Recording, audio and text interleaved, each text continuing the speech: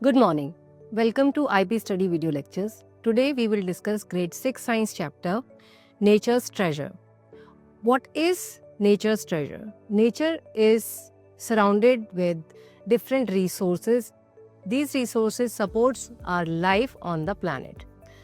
These are very important resources because they help us to survive on the planet. What are these resources? We will learn in this chapter. Natural resources, air, water, sun, forest, soil, rocks and minerals, and fossil fuel. Nature provides us with everything we need to survive and thrive. These resources include air, water, sunlight, forest, soil, rocks, minerals, etc. They are the building blocks of life. Why these are called building blocks? We know that we need food, air for our growth, water for the survival. These are basic requirements of a living being. So these natural resources are necessary for our survival on the planet. And that's why we call them building blocks of the life. Understanding these resources and using them wisely is crucial for maintaining the balance of nature and ensuring a healthy future for our planet. These resources are available in enough amount in the nature, but we need to use them wisely so that these are not overused or completely depleted. Natural resources. Natural resources are the valuable materials found in nature that are essential for survival of all kind of living beings, whether they are animals or plants. Our planet is blessed with a diverse range of these resources. What are these resources? Water, land, forest, animals, sunlight, minerals. These gifts from nature make it possible and support the well-being of all living organisms. Over time, human life has evolved based on how we have utilized these resources. These resources has helped us to evolve in the nature. Thus, the prosperity of a nation often depends on how effectively the people manage and use their natural resources. Properly harnessing and conserving these resources is the key of ensuring sustainable future and maintaining the health of our planet. What is sustainable future here? Means living with the nature by using the resources wisely so that these resources are available to the next generation also. We are not overusing, over-consuming these resources. We are not becoming the cause of depletion of these resources. We are using the only amount which is required for us, and we are leaving rest of the resources for the next generation. Natural resources can be classified as renewable resources and non-renewable resources. Renewable resources means resources or materials in the nature which can replenish naturally. Renewable resources can be used repeatedly because these are naturally replenished. They are recycled in the nature. They regenerate over time. For example, sunlight, water, and air. Though these are available in abundance in the surrounding, we need to use them wisely to avoid pollution of these resources. These resources are sustainable as long as they are managed properly. For example, air is naturally surrounding us, water is the component of our planet, but if we are not using these properly, wisely, we are polluting them and we are not leaving the desirable resource for the next generation. Non-renewable resources are limited in quantity in the nature and cannot be replaced once they are exhausted, once they are depleted. For example, fossil fuel. It takes millions of years and natural conditions to form fossil fuel. We cannot generate it in the laboratory. So if we do not use the fossil fuel, the petroleum or the petroleum products in our life wisely. So what we are doing, we are exhausting these resources in the nature, and the next generation will not have these resources. This might be one of the possibility here. Some of the example of non-renewable resources includes minerals, fossil fuels such as petroleum and coal. These are not produced in the factories or industries or laboratories. These are produced naturally, and it takes a long time period to make these resources in the nature. So we need to use them very wisely so that we are not depleting them.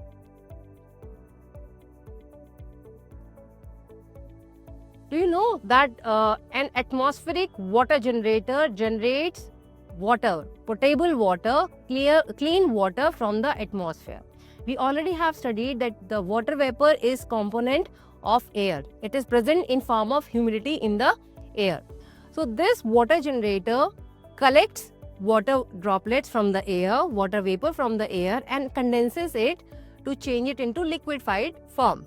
And that's how we can collect water from the air using a atmospheric water generator. One of the most important natural resource is air.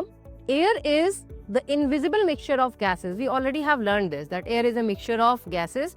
So composition of air is as a mixture: nitrogen, oxygen, carbon dioxide, argon, neon, water vapor, dust particles. Nitrogen makes about 78% of the air. This is the major component of air. So 78% of air has nitrogen in it, making it the most abundant gas. It also contains trace amount of other gases. After nitrogen, the second major component of the air is oxygen, which is 21%.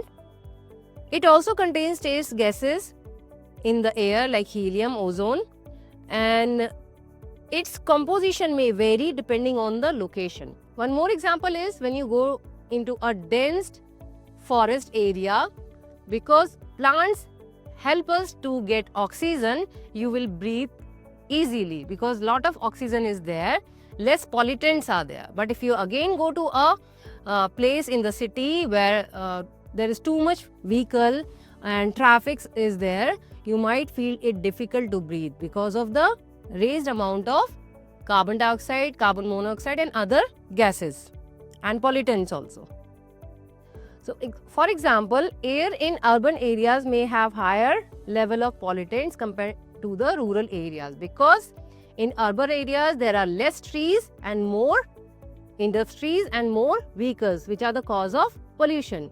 But in the rural areas there is less traffic, less vehicle, less industries, but more greenery, more plants, so which are helping us to maintain the composition of air.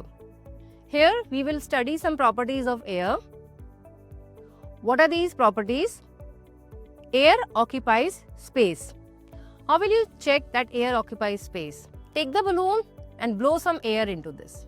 Breathe out some air into the balloon. So what will happen? The balloon will start inflating. At that time, when you see the change in the shape of balloon, it is happening because the air which is blown out from your mouth is taking space inside the balloon. When you are blowing the air is taking space inside the balloon and helping it to stretch, helping it to take the shape. So here we can say that air is occupying space in the surrounding. Next is air moves. We know that the moving air is called wind. So wind is possible because air can move. How can you prove this? Just take a paper windmill. Take paper and make a windmill and blow some air on it. So what will happen? The paper wheel will start moving because you are blowing air on it, and the air is pushing the wheel, pushing the paper wheel. Means it is moving and applying some force on the paper wheel. That's why it shows you the movement. So here we can say that air moves. Air has weight. How can we say that? Air has weight can be proven using another activity. Take two balloons, two identical balloons, and a thread and a stick. So what you need to do, you need to take two balloons, fill air in it, make sure these have the equal size. Now tie each balloon with the help of thread on each end of the stick. And now take another piece of thread, tie a thread at the center of the stick. So what you will do now, after making this arrangement, you need to just hold the stick using the thread from the center in the air or hang it at one point. So what you will notice that when both the balloons are filled with air and have equal size, there is a balance in the stick. But if you deflate one of the balloon or puncture one of the balloon like this, what will happen? The air from the balloon will escape into the surrounding, and you will see there is no more balance in the stick. One balloon which is still inflated, which is filled with air, it is hanging downwards, but the balloon which is deflated, which has no air, it is slightly rising up. Why? Because the balloon which has air inside it, it is slightly heavier than the deflated balloon. So here we can conclude that the air has some weight also. This weight of the air is because of the particles or the components of the air. What are these components? These are different gases, some dust particles and water vapor, and these all materials are made up of atom, and each atom has weight. Significance of air for us.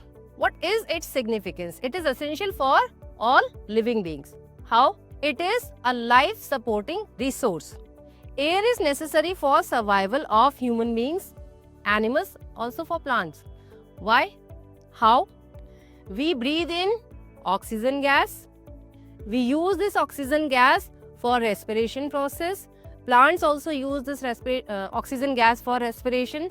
Plants use carbon dioxide gas from the atmosphere and make food for us. Plants use nitrogen gas also to make food, for making other nitrogenous compounds like proteins.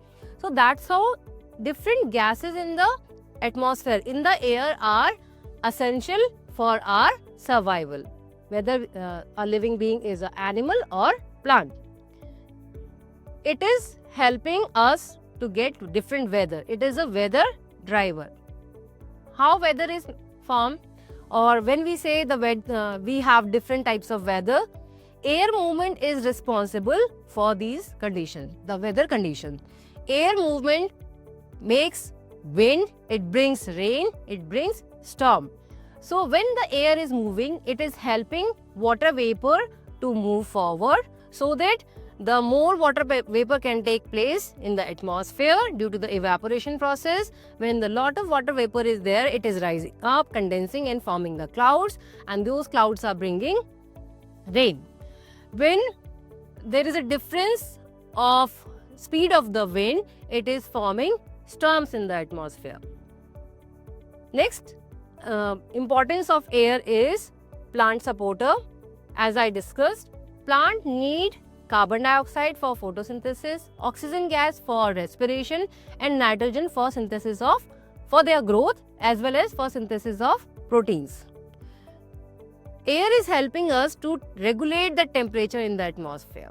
When the wind is moving, we start feeling comfortable. We feel it comforting, and the temperature of the air is also changing. So air helps to cool the Earth's atmosphere or surface. Another use of air is sound transmission. Sound needs a medium for its movement, its propagation in the surrounding.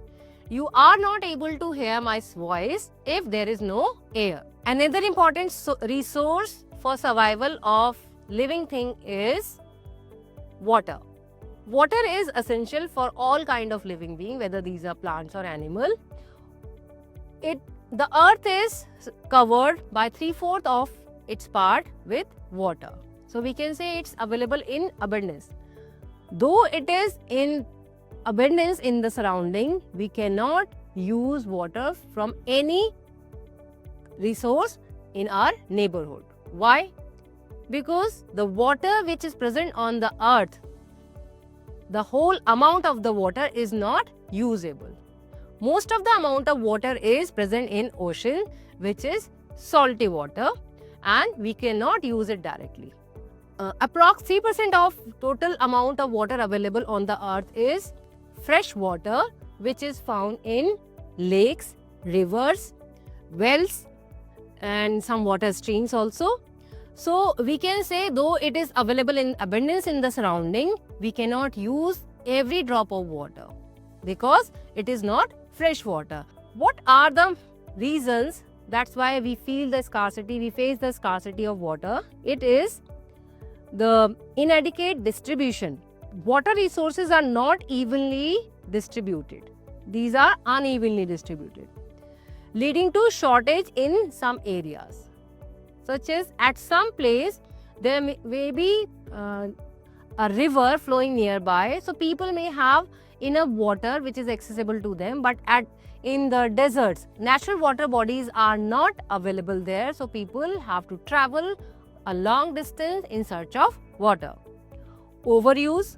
Excessive use of water in certain regions depletes water supplies.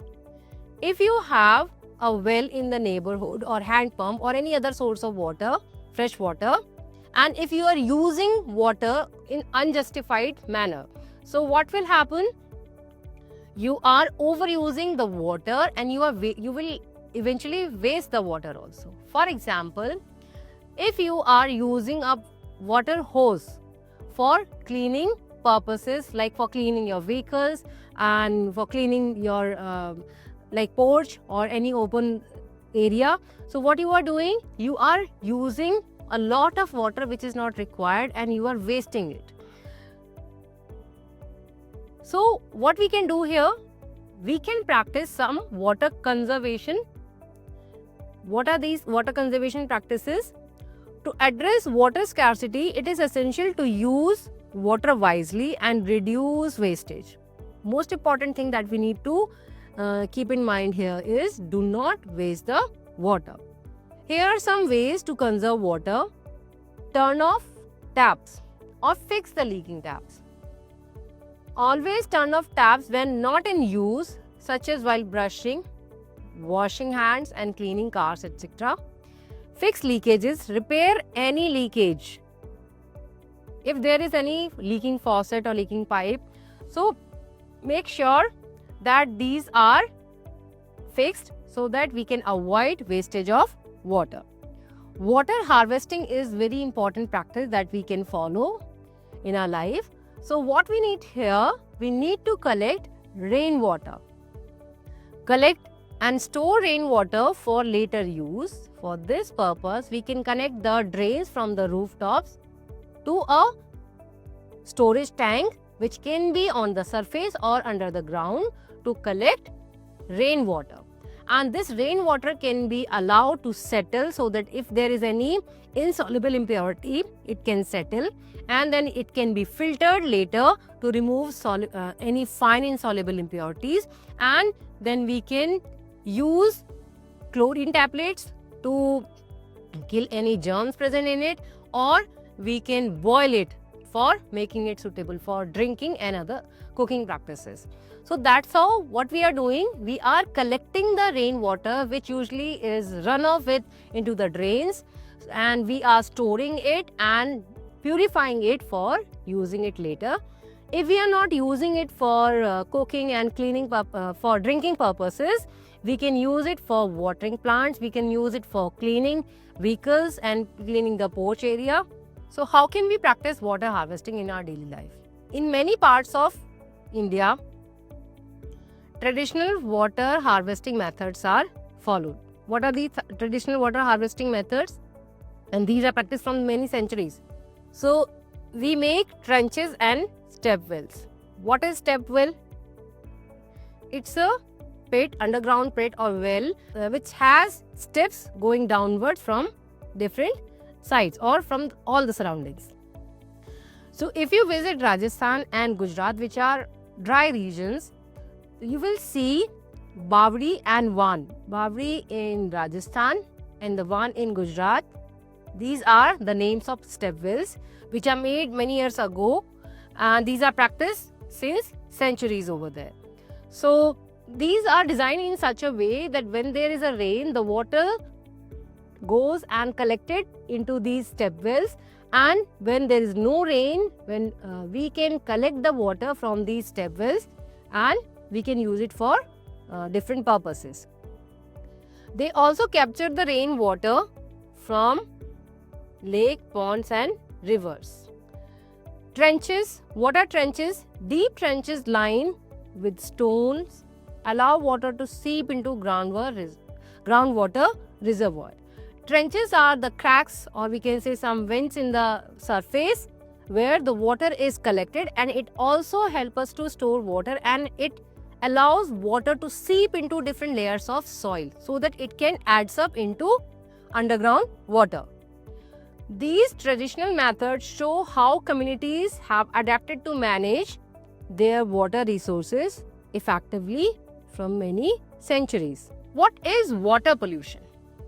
Water pollution means we are adding undesirable substances to water, making the water unfit for use. Water pollution is another serious issue. The activities of human beings, such as dumping trash and industrial waste into water bodies, lead to the pollution of water. So, water bodies are receiving industrial waste and trash from the houses, which is an undesirable substance in the water. One essential resource is sun.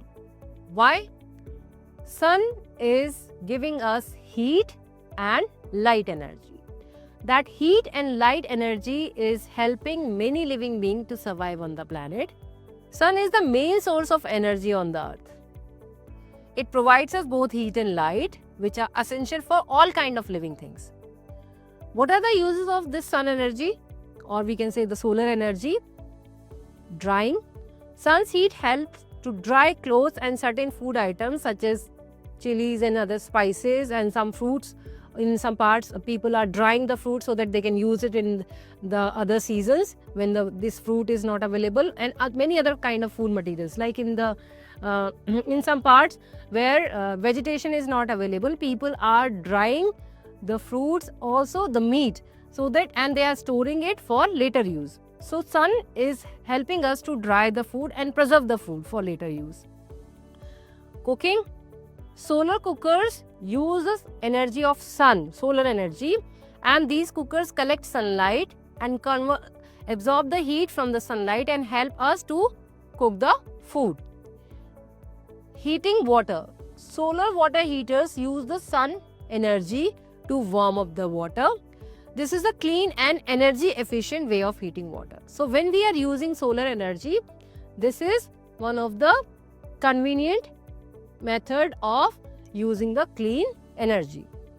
We can use it for generating electricity. Solar panels capture the sunlight and convert it into electricity.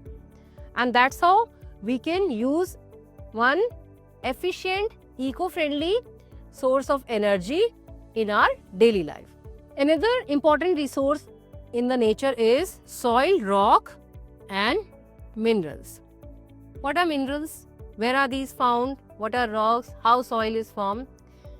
So rocks you can see in the surroundings like hills and mountains. These are the sources of rocks and soils. And what is happening when the rocks are breaking, they are changing into soil. And how these are breaking? Heavy rainfall, windstorms, the movement of human and other animals, breaking the rock particles into tiny pieces of and further these are changing into fine granules of soil. This process is called weathering of rock. So here we can say the environment is helping rocks to change into soil, and these rocks and soil are packed with various minerals essential for plant growth as well as for our survival. Soil, rock, minerals are key components of the environment, all three, supporting the life and providing essential resources. Let us explore the preparation and composition of soil and formation and the uses of rocks, also the importance of minerals. What is soil composition? Soil is a complex mixture of minerals, organic matter, water, air and living organisms in it. So these minerals can be nitrogen compounds, this can be iron, phosphorus, many other minerals can be there, and some dead and decaying material means decaying plant parts and dead animal bodies. These can be also there, which are decomposed in the soil and making the organic matter called humus. Soil holds water as well as air, and many living beings are also found in the soil. Tiny living beings, tiny creatures are there, which together create a medium that supports the plant growth and various ecosystems. The main component of soil includes minerals. These particles form the largest part of the soil and derived from weathered rock. Weathered rock means when the rocks are breaking into small pieces and further into fine granules of the soil. This process is called weathering of the rocks, or we can say the rocks are weathered to form the soil and releasing minerals into the soil. These includes sand, silt, clay, each differing in particle size, affecting soil texture and drainage. Soil granules, soil particles may be in different size. If these are coarse particles, it makes the sand. If these are slightly finer, it makes the silt. And when these are very fine, it makes the clay. The size of the particle of soil decides the water holding capacity of water. We can say it decides the drainage capacity of water through the soil. Sand particles cannot hold the water because the particles are very large and they allow water to seep through it. But the clay particles, which are very fine, when they are mixed with water, they stick together and do not allow water particles to seep through this. So here we can say if the soil has bigger particles, it will not hold the water, it will allow the water to drain easily. But if the soil particles are very fine, it will hold the water and it will do not allow water to drain easily. Organic matter. What is organic matter? As we discussed already, that dead and decaying parts of plants and animals are decomposed in the soil and makes the organic matter.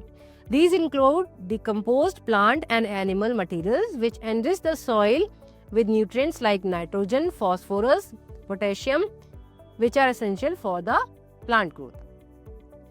Soil can hold the water between the pores, between the air spaces, between the particles of soil. It provides moisture for the plants. That's why the roots are able to absorb the water from the soil and enable nutrient absorption. Water is universal solvent, means it allows most of the materials to dissolve in it.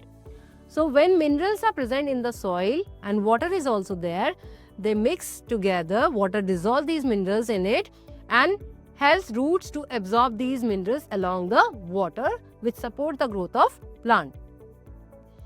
Air, as we discussed already, that soil particles decides the capacity of soil to hold air and water.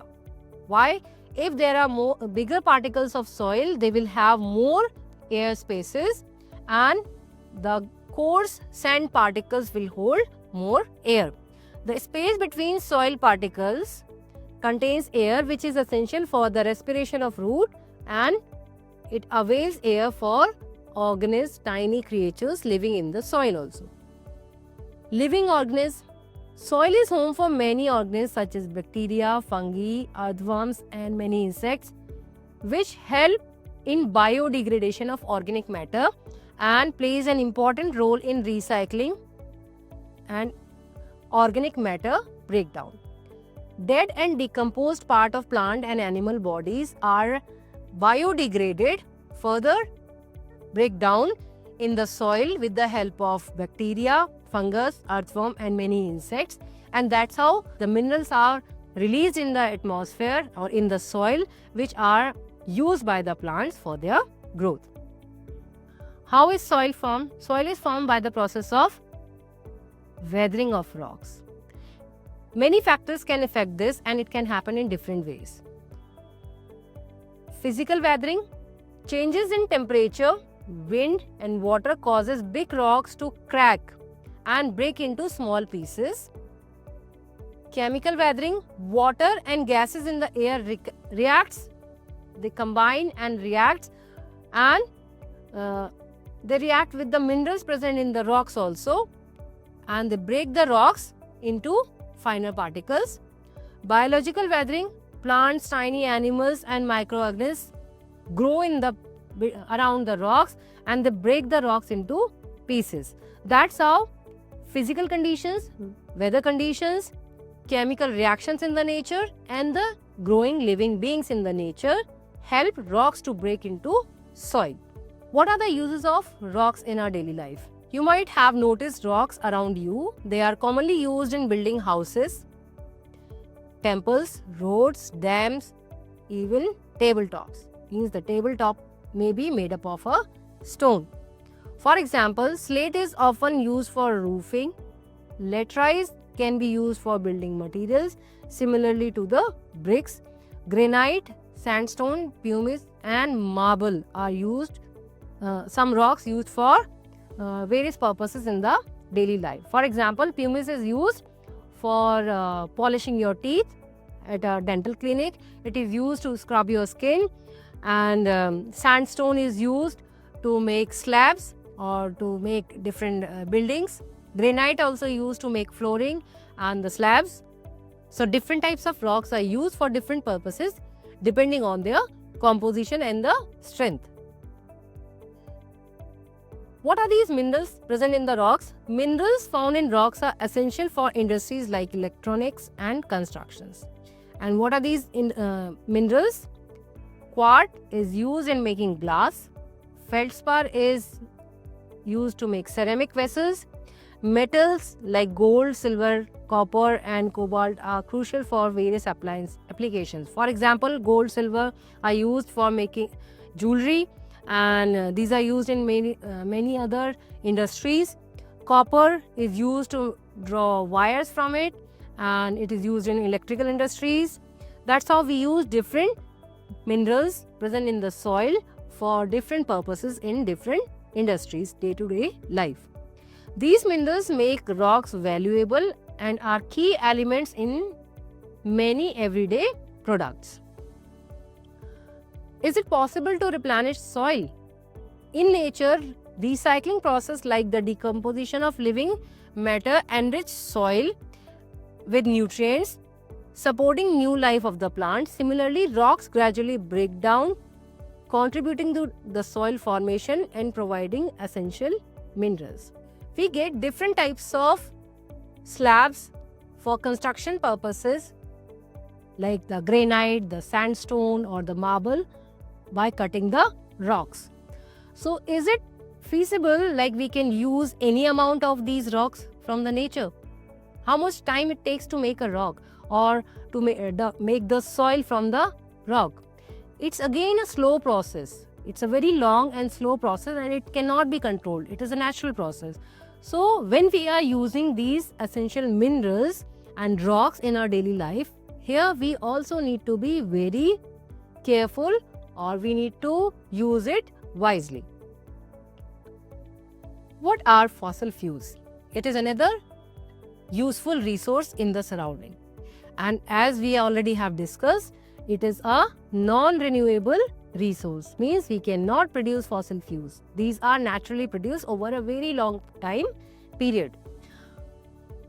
A substance that burns intensely to produce heat, light, energy is known as fuel. Any material which catches fire and burns cannot be considered fuel. For example, a paper can catch fire and it can burn, but it is not a fuel. Dry leaves can catch fire, but these are not fuel. Fuel is a substance which gives enormous amount of heat and light energy, which is useful for us. Fuel produces energy during the process of combustion. What is combustion? When a material starts burning to produce useful amount of energy in presence of air. Or what is the main component to support the combustion here? In presence of oxygen. So when a substance is burning to produce this amount of energy which is useful for us in the presence of air, this goes under a process named combustion. Fossil fuel is one of the most widely used resource of energy worldwide. Most fossil fuels are natural substances such as coal and petroleum products. What do we get from the petrol or petroleum? We get diesels, natural gases, kerosene, gasoline, petrol, etc. from petroleum, which is a fossil fuel. These are either extracted straight from the earth's crust or processed by refining substances such as crude oil. So the fossil fuel, liquefied fossil fuel is available in form of crude oil. It is extracted in form of crude oil, which is a mixture of various useful petroleum products. These petroleum products are petrol, diesel, gasoline, it is bitumen, there is wax also, paraffin wax, which are used for various purposes in our day-to-day life. How are fossil fuels formed? Fossil fuels are formed in reserves at different places on the earth. Reserves are the natural resources that have been discovered and can be accessed with current technologies, which are extraction technologies, and these are extracted and their extraction is economically profitable. We are extracting this because these are useful for us and these are profiting us in our daily life. Fossil fuels are formed due to the decomposition of plants and animals buried under the ground over millions of years. Over time, buried remains of plants and animals are turned into fossil fuel by the process called carbonization. These are changed into fuel by the process called carbonization, and sparking a global industry that now fuels much of the modern world. This discovery helps us to get various fuels which are used nowadays. Fuels in our daily life. A variety of fuel is used in our day-to-day lives for different purposes. For example, different types of fuels are used for cooking. What are the different types of fuel that we can use for cooking? We can use liquefied petroleum gas, LPG, which is filled in the cylinders. We can use coal in some places. Kerosene, coal, wood, biogas and cow dung cakes. These are the different example of these fuels we use in our daily life. Are generally used in the rural areas, but cooking gas LPG is preferably used in urban areas. Initially, coal was used to run steam engines, which were replaced by diesel and electric engines over the time. Nowadays, most of the engines that we are using are electric engines in the trains. Like if you check your metro trains, these are running on the electricity, which were replaced by diesel, and vehicles are mainly run on petroleum fuels. But nowadays, we have electric vehicles which are replacing the vehicles which runs on petroleum fuels. The most commonly used fuel are petrol, diesel and kerosene and natural gas into our daily life. How can we conserve the fuel? Conserving fuel is essential for protecting our environment, because one reason of the conserving fuel is these are non-renewable, these cannot be replenished easily, and these are producing pollutants in the atmosphere also. So we should try that we should use these fossil fuel wisely. By making simple changes in our daily lives, we can contribute to a more sustainable future. Here are some effective ways to conserve fossil fuels. What are these ways? Walk, use cycle, or use public transport instead of driving an individual car. Carpool to reduce the number of cars on the roads. If you are going, you and your neighborhood or your other family members are going in a same direction, same route, try to carpool together. Use efficient energy appliances and insulate your home. Why we are using energy efficient appliances? So that they are using less fuel and producing less pollutants into the atmosphere. Switch to the renewable energy sources. What are renewable energy sources? The energy sources which can be replenished in the nature itself. These are water, air, sun. So sun is very effective renewable resource which is available in the nature. The solar energy is in the abundance in the surroundings. So we can switch to solar lamps, solar panels to produce energy in the surrounding and to produce light in the surrounding. Turn off lights and devices when not in use. That's how we can save the energy as well as we can save the fuel which is used to produce this energy. Support eco-friendly products and businesses and educate other peoples and advocate for renewable energy policies. Educate the people in the surroundings to help them choose renewable source of energy and use non-renewable sources of energy wisely to avoid any wastage. So that's how we learned that renewable sources are in the abundance in the surroundings and we should prefer renewable sources of energy over the non-renewable ones. And if we are using non-renewable resources such as the fossil fuels, rocks, etc., we need to use it wisely. Though the renewable resources are in abundance in the surrounding, still we need to use them wisely, because if we are not doing this, so we can pollute these resources such as water and air. So that's how we understood the importance of resources in the nature. Thank you.